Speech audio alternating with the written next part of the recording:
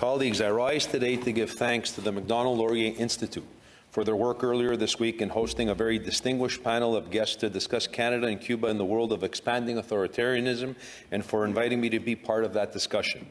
Those distinguished guests included none other than the pro-democracy activist and defender of human rights, Rosa Maria Payá, who has dedicated her life to promoting international solidarity with the people of Cuba and seeking justice for her father, Oswaldo Payá, a name many of you may be familiar with.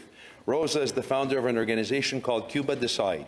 She was joined by other freedom fighters and defenders of human rights, Mr. Michael Lima, Sarah Teich of the Macdonald-Laurier Institute, Dr. Angel Omar Vento, and Josefa Vento.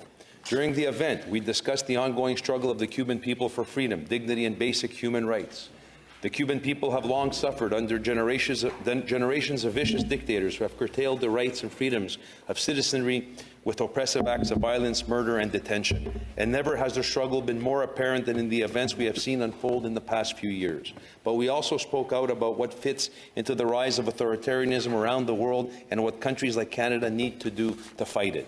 Even now, with the continued calls by freedom-loving Cuban Canadians to support those leading the peaceful struggle for human rights and democracy in Cuba, have thus far been ignored by our government, whose policy towards Cuba has been based on silence and, even more worrisome, inaction.